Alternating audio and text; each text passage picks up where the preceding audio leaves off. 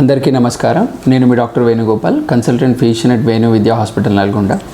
So కొంతమంది అడుగుతుంటారు, sir నాకు సింపుల్ కోల్డ్ వచ్చింది, ఫీవర్ వచ్చింది, when should I use antibiotics అని అడుగుతుంటారు.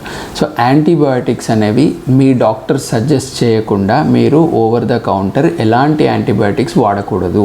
యాంటీబయాటిక్స్ ఓన్లీ మీ డాక్టర్ చూసి క్లినికల్గా కానీ ఇన్వెస్టిగేషన్ బేస్డ్లో బ్యాక్టీరియల్ ఇన్ఫెక్షన్ అని అనుకున్నట్లయితేనే తను సజెస్ట్ చేస్తేనే మీరు యాంటీబయాటిక్స్ వాడాలి. ఓవర్ ద కౌంటర్ వాడితే ఏమవుతుంది? సో మీరు ఫ్రీక్వెంట్గా వైరల్ సిమ్టమ్స్కి, ఫ్లూ సిమ్టమ్స్కి యాంటీబయాటిక్స్ వాడినట్లయితే ఈ బ్యాక్టీరియాకి వీటన్నిటికి కూడా యాంటీ బ్యాక్టీరియల్ రెసిస్టెన్స్ అనేది వస్తుంది. ఆ తర్వాత స్లోగా యాంటీబయాటిక్స్ అనేవి పనిచేయకుండా అవుతుంది. అప్పుడు కొత్త యాంటీబయాటిక్స్ ఇంకా మనకేం కొత్తవి ఏం అండర్ ట్రయల్లో లేవు. ఉన్న యాంటీబయాటిక్స్ని మనం చాలా ప్రిజర్వ్డ్గా ఉంచుకున్నట్లయితేనే నెక్స్ట్ జనరేషన్స్కి మనము కాపాడుకోగలుగుతాము. సో అంటిల్ అన్లెస్ మీ డాక్టర్ ప్రిస్క్రైబ్ చేయకపోతే మీరు ఓవర్ ద కౌంటర్ యాంటీబయాటిక్స్ వాడకూడదు. ధన్యవాదములు.